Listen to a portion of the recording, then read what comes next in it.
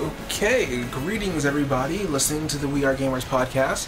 This is Lawrence of the We Are Gamers Podcast, coming to you with a little something extra.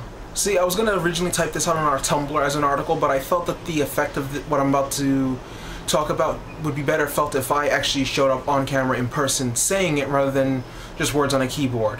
So with that in mind, I'm just going to, I guess this will be a video article, so to speak, in regards to the subject that I want to talk about with you guys. And the topic that I wanted to talk about was the role of the community manager in regards to the video game industry.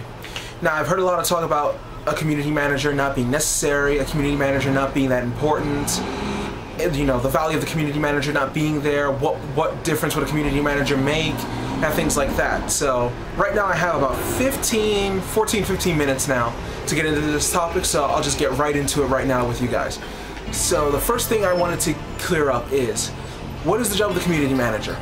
Well, the job of the community manager is obviously to manage the community, but in what ways? What ways does the community manager manage the community? The first thing the community manager would be in charge of would be to keep in mind the best interest of the community. They are the ones that are you could say, the first line of defense for fan feedback to go from the fan to the company in regards to the upcoming games of that company.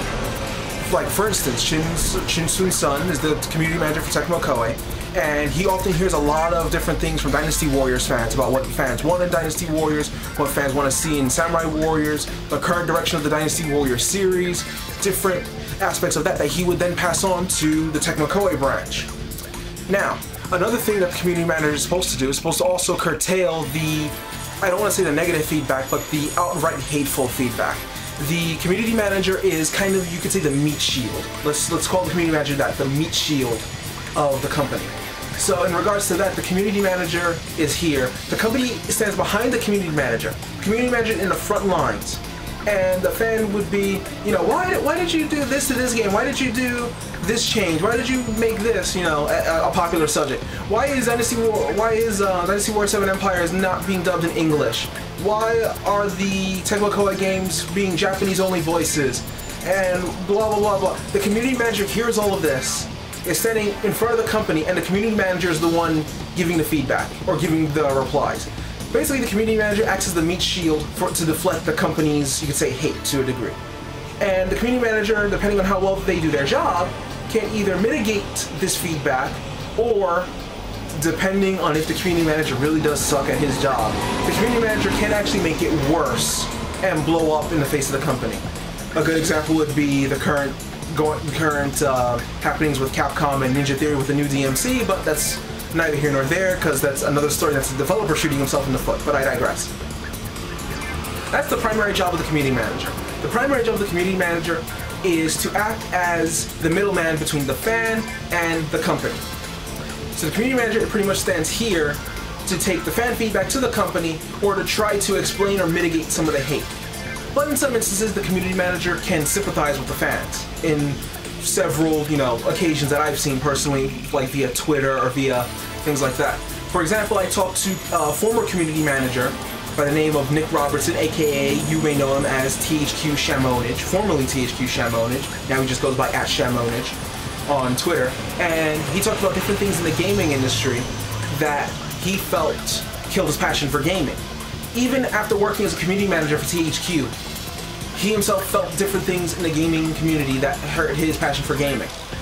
I bounced ideas off of him about the recent article that I typed about glitches in gaming, and he talked to me about different things that he would see in the community in regards to the behind the scenes that hurt his love for gaming.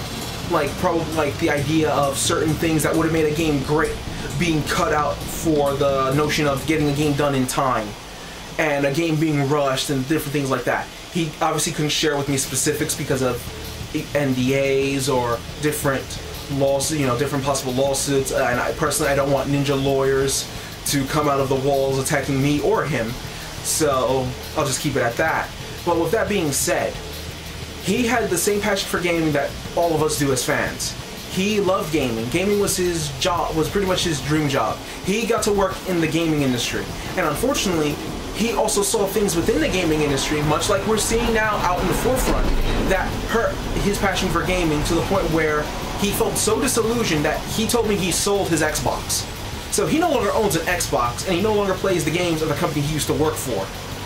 That, to me, shows, in my opinion, where the community manager's real advantage lies. And that is, the community manager is no different than one of us with a job title. Because think about it like this. If the community manager was a corporate shill, as some people tend to think with community managers, because they obviously work for the company. So because they work for the company, they are pushing their product, they're shilling their product, trying to make a big deal about the product, right? But if the community manager was a corporate shill, then you would still hear him talking about, oh, I love this THQ game. I love playing, you know, let's say, I don't know. Just as an example, I'm not saying he's told me this or anything, but let's say, oh, I love playing Saints Row the Third, or I love playing Darksiders 2, or WWE 13, and things like that. If he was just a corporate shill, despite his job title of community manager, he would still be kind of pumping those games. Not only has he left his job as community manager of THQ and is now the community manager for Maker Studios on YouTube, but he also sold his Xbox, and now he no longer plays the titles of the games that he was a part of, I guess, supervising as a community manager. So in that regard, he really showed that he's no different than a fan, but with a job title, which to me is a good thing, because that means he's more understanding of what goes on with the gaming community, what the fans want to see. He can talk to the fans better than, let's say, a corporate suit would be able to talk to the fans. You know, it's not like this guy is disconnected from the fan base. He understands what the fans go through, what things hype the fans, what do the fans want to see, different things like that. So that to me is another advantage the community manager has in regards to their job title. It also helps that because they're not the developer, they're not exactly, I don't want to say they're not part of the creative process because they do have a hand in it, but because they aren't hands-on, so to speak, on every step of the way, that means that they have the time to actually be able to relay this information through the company. So without a community manager, we would kind of be lost and more roaming around headless without a leader in regards to who's sending out the information, who's getting us hyped, who's doing these special things, who's doing like special giveaways on Twitter. Like Shinsun Sun would do giveaways on Twitter with Tecmo Koei Europe. Now granted, that's Tecmo Koei Europe, I need to specify. The Tecmo Koei Europe giveaways are, if they're PSN or Xbox codes, they are UK only. But if they're actual item giveaways, they do ship worldwide. Keep that in mind. But with that being said, without a leader, then they have to turn to another source of information. For instance, Tecmo Koei has no American community manager, so people turn to Shinsun Sun for their information, which in turn leads to fan confusion, because they have to separate the European information and the UK information from the American information, and also leads to frustration with Shinsun Sun because he has to repeat the same thing again and again and again until we finally meet in the middle, and then the fans understand, Shin was able to get the message out, and then boom, job well done. So, to me, that's one of the huge advantages of being a community manager. Another huge advantage of being a community manager is the actual community. Because a community manager would be able to keep the community intact, keep it welcoming, keep it warm, basically keep it like a family. In Tecmo Koei's community is the hashtag TK family on Twitter.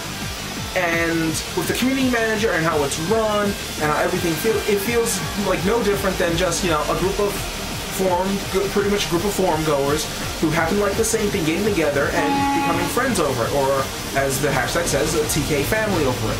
Another thing that I want to also point out is a community manager also knows how to be welcoming in that regard.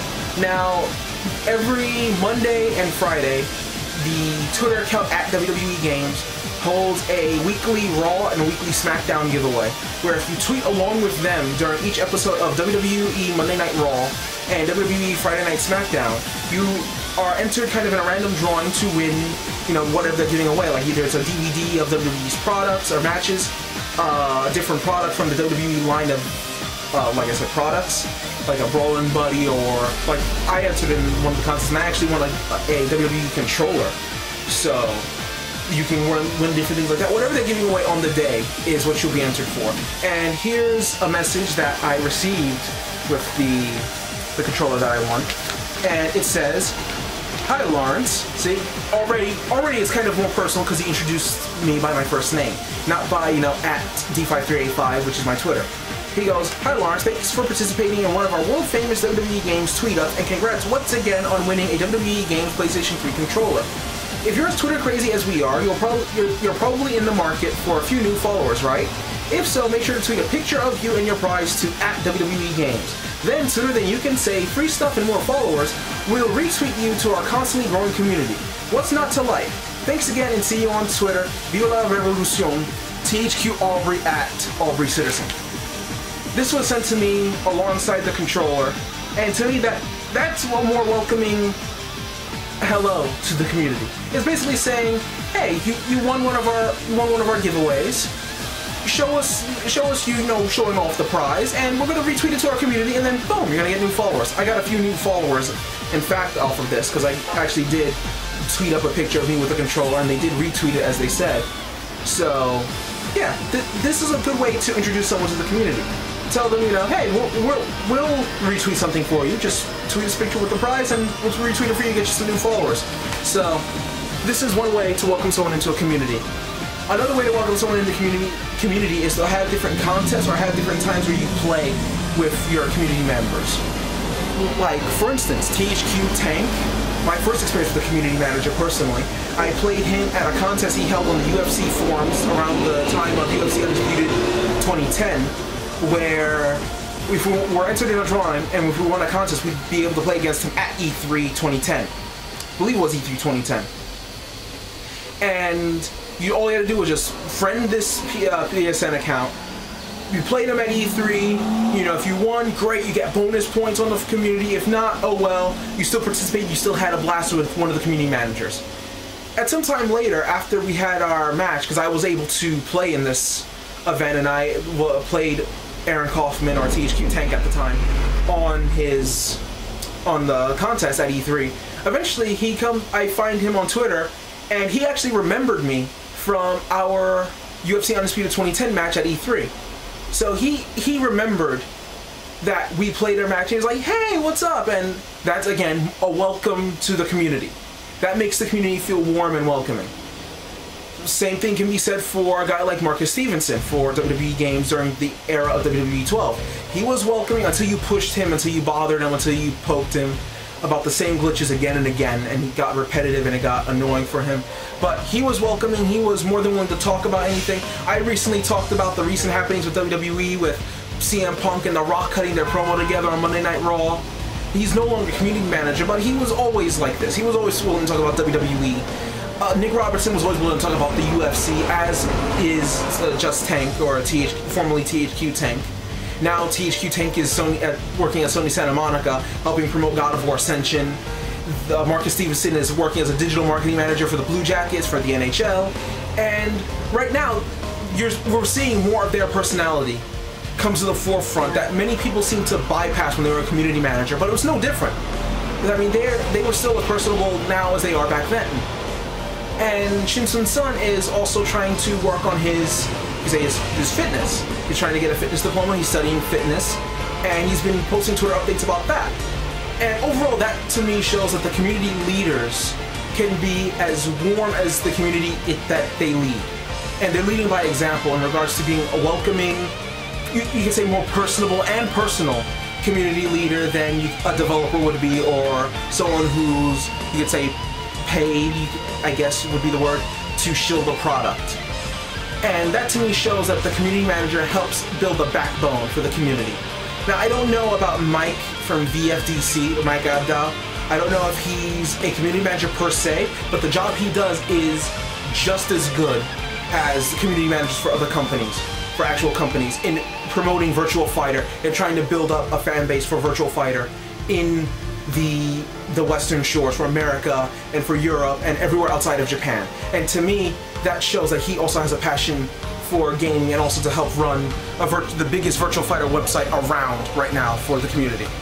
So with that being said, my time is running out. I have about 30 seconds left, so I'm going to leave you with this and say that, guys, community managers are probably one of the most important roles in the video game community. Do not take the community manager role for granted, or else without a community manager, we would be lost in regards to how the game companies work. For the community manager is our, I guess you can say the community manager is our middleman. So with that said, I want to wish you all happy gaming. This has been Lawrence from the We Are GAMRs Podcast, signing out, and I'll see you around. Follow us on Twitter, subscribe to us on YouTube, follow us on Facebook, and thank you for listening.